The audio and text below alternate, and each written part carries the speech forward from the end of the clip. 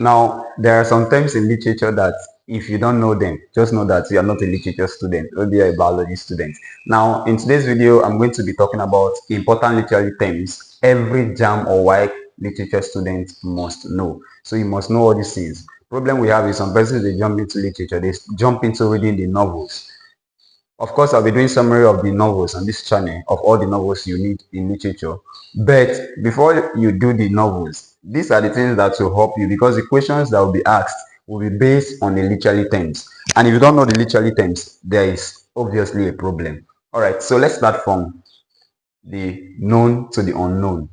Now, I'll be telling you the terms and the meaning, then we move on to past questions on literary terms. All right, now the first one here is theme.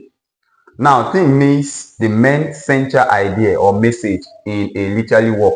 So, if they ask you what is the theme of this writing, what's the theme of this work, what they're asking is what is the central point, what is the central background. That is what they're asking you. That's the theme. So, theme is the main or central idea in any work. Now, the second one is the plot. Plot is the arrangement or sequence of events in a story. So the story started from here. This is how it's progressing. So anytime you hear plot, or they say write the plot of this story, the plot is simply the sequence of event. That is how the event is happening. That's the plot. Do you understand that? So plot is simply the arrangement or sequence of events. So you can start with something like, okay, every story has a beginning. Every story has a beginning. So you can start with the beginning of the story. Then from there you move on till you get to the end. Now the sequence of how events are happening, things are taking place, is known as the plot. All right, moving on. The next one is setting. And setting is time and place where the story occurs. So something occurs, let's say an accident happened. That scene of the accident is called the setting. So if people are performing drama, that scene, the time, please take note, because people confuse this a lot in literature.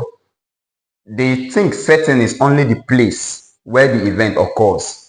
But setting is both the place it occurs and the time it is occurring. Please take note of that. So setting is the time and place where a story, an event, a drama occurs. Do you understand that? Now, moving on to the next, character. Character are people, figures in a literary work. So if they're asked to, just like by the time we'll take all the novels you'll be doing in literature for WAEC and JAMB literature for 2025, you'll see that some questions they'll be asking you about the character. What they're asking you is, who are the persons that acted this play, if it is a play? If it is a prose, who are the persons involved? You should be able to tell them that. So character is not your behavior. Character is a person in literature. All right, now protagonist and antagonist. You know, those days when we were growing up watching movies, we have actor and boss. We used to say actor and boss. All right, now the actor in those days that we used to say actor is the protagonist, while the boss is the antagonist. The protagonist is the main hero or central character in a play. So that person that is the hero, the story revolves around that person. The story revolves around that person. That is the protagonist. The central or the hero of the play is the protagonist. Why the person that wants the downfall of the protagonist is the antagonist. So antagonist is a force or character opposing the protagonist. That's why I align it to actor and boss, because if you, I don't know, in those days when we're watching all those action movies, the boss is always fighting the actor, but the actor will not die at the end of the movie. You get? So antagonist is, but that was actually wrong, because actor, anybody acting the play is actually an actor. So the right word is protagonist, not actor and boss. Protagonist and antagonist. All right. The next literary term we're going to look at, remember I said after this we're going to take JAMB and WAEC past questions, literature JAMB and WAEC past questions on this. The next one is point of view. Now point of view is, this one is like your normal English word, angle or perspective from which the story is narrated.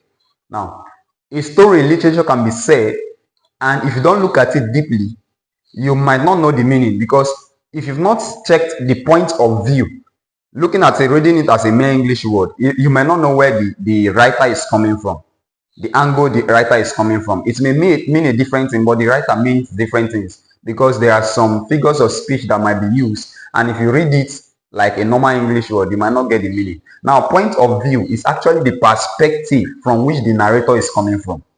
Now, the next one there is the mood. Mood is emotional atmosphere the reader feels while reading. Hi, oh, this thing was not, oh, this and that. This, now the mood you are when you are reading. Have you ever read some novels and you start crying, start shedding tears, or you are reading but you are laughing? Have you ever watched some movies and you start crying, shedding tears, like real tears? God, I beg you. That's mood. So the emotional atmosphere the reader feels while reading. Now, all these things, we use them when we're answering questions. Even the novels you have for this year, you will need all these things. You need all these things. All right, the next one is tone. Tone is the writer's own attitude towards the subject. That's the tone, how it sounds. The writer's own attitude towards the subject. All right, moving on. Moving on, the next one is conflict. Conflict is a struggle between two opposing forces. Two opposing forces. That's conflict. Force, fighting, struggle between two opposing forces. That is conflict. Next one is flashback. Flashback means going back to past events inside the present story. Now, you are here, you are acting now. Two persons are acting. Then maybe somebody is coming to, you are literature student, so you should know how to act now. Let's do a little drama. Let's say two persons, one person came to you to ask for 10,000 naira. And the person was crying. You are the last hope of the person. Without you, the person cannot have the 10,000 naira. Then you now remember what the person did to you 10 years ago. That the person was what an evil the person did to you 10 years ago. That is called flashback. Flashback, you are going back to past events inside the present story. In Nigerian movies, you see they'll now use maybe like a black and white scene now to show you what happened in the past. That is flashback. Then the next term we are going to look at is foreshadowing. Foreshadowing means warning or clues that show what will happen later. Foreshadowing, the thing have not happened though, but from what is happening now, you can tell. You know, Nigerian films can easily be predicted. That is foreshadowing. It has not happened, but you can predict what will happen next. Based on some clues, some hints you're seeing in the present event, you can predict what will happen moments to come. That is foreshadowing. Then the next one is irony. Irony means saying or doing the opposite of what is expected. That's irony. You see somebody that is very ugly, you say, hey, this person is very beautiful. That's irony. You're saying the opposite of what is true or what is expected. That's irony. The boy you can dance, so obviously you know the person cannot dance. You say, this one can dance, so that is irony. Do you understand? Like me now, you say, this one cannot teach you. That's irony because you know, yes, you're understanding what I'm saying now. So that would be irony. Now, the next one is satire. Satire means ridiculing wrongs in society using humor or mocking style. Satire means you are ridiculing wrongs in the society using humor or mocking style. Take for example, this guy that is trending on social media that mimics politicians. I don't know. Let's see the edit. You remember him, like, right? Let's see the edit. That guy that is acting what politicians are doing. You build fake hospitals. You do this, do that. Then at the end, you say, let's see the edit. That is satire. It's actually ridiculing the wrongs in our society in a mocking or humor style. That is satire. So one way to remember all these things is when you're watching all these things, see satire. You use it in your daily life to be part of you. Now the next one is symbolism. Symbolism means using something to stand for a deeper meaning. Using something to stand for a deeper meaning, like an object, a character, or an event. That is symbolism, as from the word symbol. Then the next one is imagery.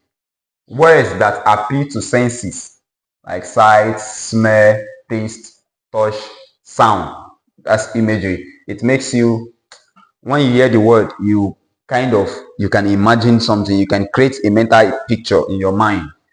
Then allusion. Please, allusion here is different from illusion. This allusion.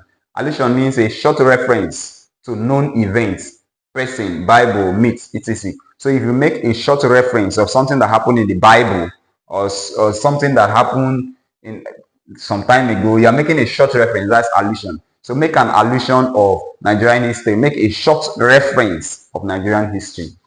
All right. Next one is diction. Diction is the author's choice of words, the author's word choice or language style. You've read novels from Shakespeare, right? You discover that, I don't know if it's only me, but anytime I read works from Shakespeare, if you don't calm down to look at it, you don't understand it. Whereas the books from Shakespeare, William Shakespeare, it sounds somehow. That is his own diction. That is his own choice of words. Do you understand? Now, my choice of words as a writer, as a playwright, is my diction. Do I want to sound complex? Do I want to sound simple? Do I want to sound straightforward? That's diction. All right. So the writer's choice of words is the diction. Now, simile. Simile is comparison using like or as. You are like a tree. That's simile. He plays as a child. He walks like a this. The tree is as tall as a. Anytime you use as or like, you just know what you're doing. You're comparing something using as or like. That's simile. Then metaphor is direct comparison. So comparison done directly without using as or like. So you are a goat is different from you are like a goat. You are like a goat is simile. But you are a goat, that's direct comparison, not as or like, not indirect. Do you understand? You are a goat is metaphor. You are like a, you are a goat is metaphor good, while you are like a goat is simile because you're using like or as. Moving on, personification. Personification means giving human attributes to inanimate objects, giving human qualities to non-human things, giving human attribute to inanimate objects. Like the tree is dancing. You know, dancing is a human attribute. Tree cannot dance. But you giving that human attribute to an inanimate object, tree, makes it personification. Do you understand? The fence is, what do I say now? But you understand what I mean anyways? That giving human attributes to inanimate objects, like the one I said that the tree is dancing, is personification. Then the next one is hyperbole. Hyperbole means exaggeration used for emphasis. Exaggeration used for emphasis. They're exaggerating something. That's why we'll see examples in past question. Exaggeration used for emphasis. That's hyperbole. I will beat you where. I will do, you know, all those Nigerian things. That's hyperbole. You are exaggerating. You are oversaying it for emphasis. Before you say you did not hear me, just like I'm emphasizing on this one now. Then oxymoron. Oxymoron is two opposite words placed side by side. Placed side by side. Now, I would like you to do something in the comment section for me. Poor and rich are two opposite words. Poor and rich. Now, use that in a statement for me and you'll get oxymoron. Two opposite words placed side by side. Do that for me in the comment section. Let me see what's actually following. Euphemism. You are using a mild or soft word to replace a harsh word. So euphemism is more of saying something that is bad, something that is unpleasant in a very soft way. Like something like this figure of speech. Sorry. He kicked the bucket. You know, he kicked the bucket. That's an idiomatic expression, right? But now look at it in this way. He kicked the bucket means the person died, is it not? You saying the person died and you saying he kicked the bucket. Which one is softer? Which one is more pleasant? Is it not just bucket? He kicked the bucket now. So that is euphemism. You are saying an unpleasant thing in a smooth, soft way. He kicked the bucket. He died. He died is so unpleasant. People will not want to hear that. But you saying he kicked the bucket makes it soft. That's euphemism. So if you are saying an unpleasant thing in a soft or pleasant way, that is called euphemism. Then the next one is paradox. Paradox is a statement that contradicts itself but holds truth. Paradox is a statement that if you look at it, oh, this thing is not true, it's not true. But if you look at it very well, there's an element of truth in it. That's paradox. For example, givers never lack. Givers never lack. So what if I keep on giving? Am I not losing something? I'm giving out something, I'm losing something. So Give has never lacked looks like it's untrue, but if you look at it very well, deeply, there is an element of truth in it. That's paradox. Do you understand?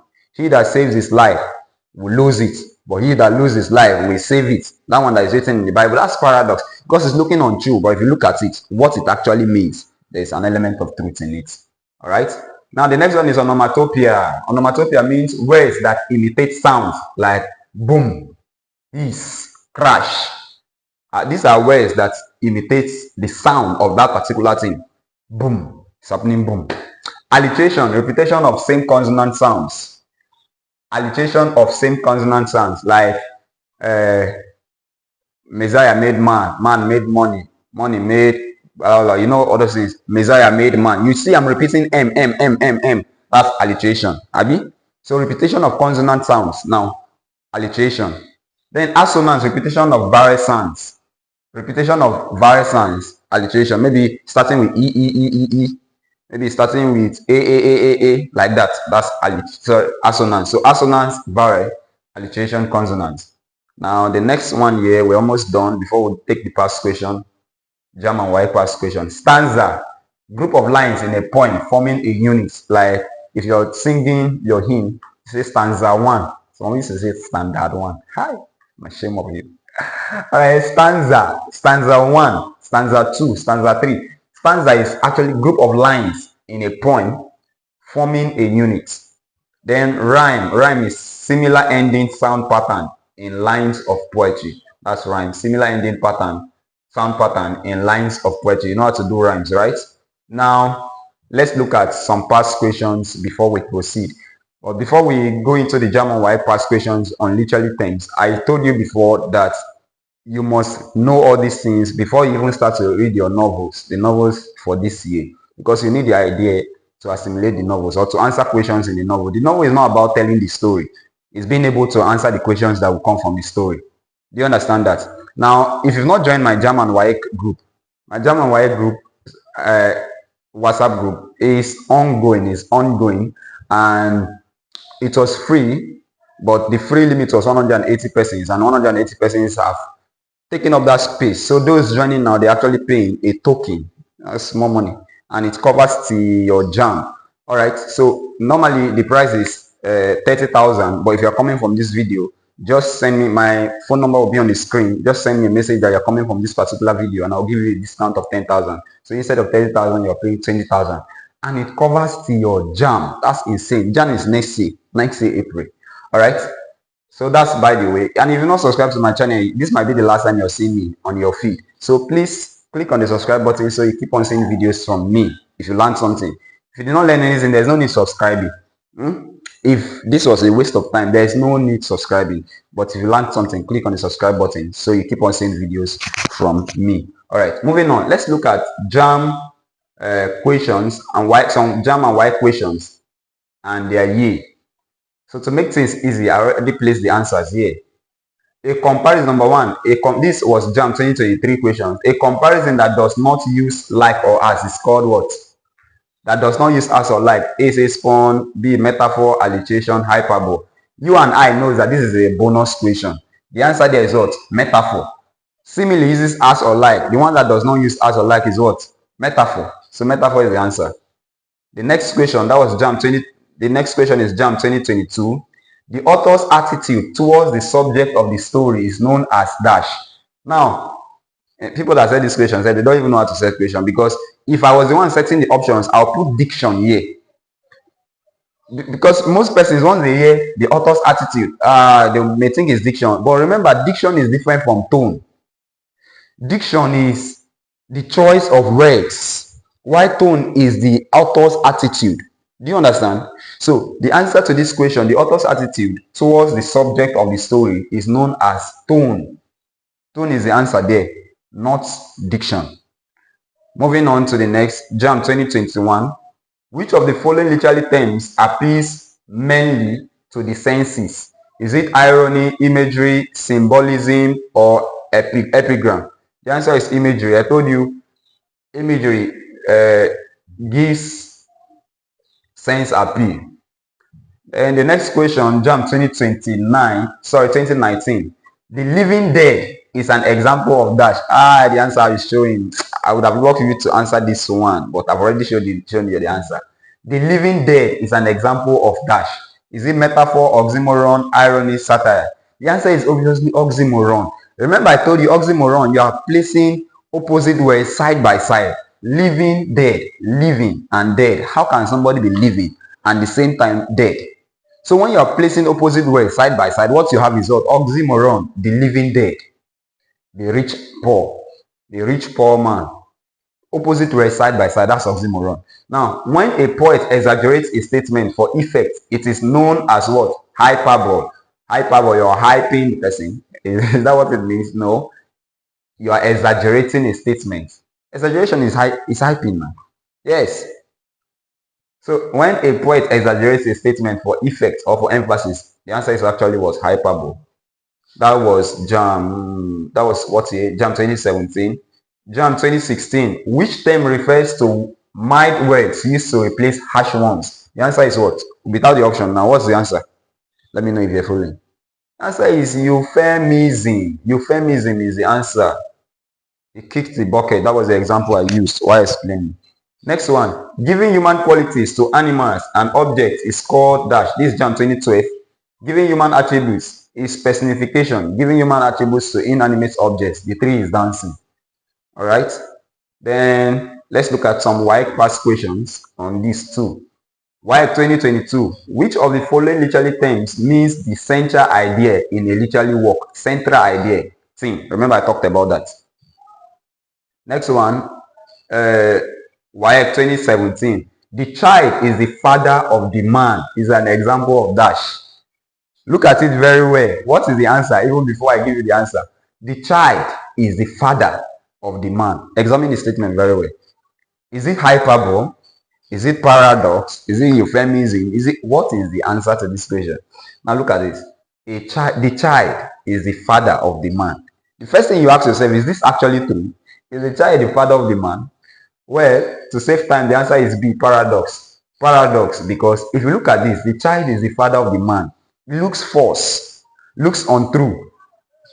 But if you look at it deeply, what if when the man grows old and cannot take care of himself again, the child starts to take care of that man? Oh, so there's an element of truth in this. Paradox. Remember paradox, the statement looks false, but looking at it, there's an element of truth. So the child is the father of the man is paradox. JAMB 2020. When an author uses words to appeal to the reader's senses, this is called imagery. We've seen that before. JAMB 2018. Direct comparison using like or as is called, using as or like is simile, right? Good. Which literally term, JAMB WAEC 2016 now, which literally device gives human qualities to non-living things? We've seen that before, personification. JAMB 2015, the author's choice of words is known as what? Diction now, not tone. Tone is the writer's attitude, the author's attitude now. Why diction is the choice of words. Alright, if you learned something, please drop a thank you in the comment section. And comment the subject you want me to treat or any topic you want me to treat as an art student. Drop it in the comment section. Any topic, any subject you want me to treat, drop it in the comment section. And if you learned something and you watch this video to this point and you not drop anything in the comment section, then it means I don't know what to say. I leave your case in brackets. Leave your case in brackets. Please drop that statement in the comment section. That is what will encourage me to drop more videos. And if you're not subscribed, please click on the subscribe button. If you've not joined my WhatsApp group, send me a message. Use my WhatsApp number showing on the screen now to message me, and I respond to messages very, very fast. See you in my next video. My name is Excellent Simplified.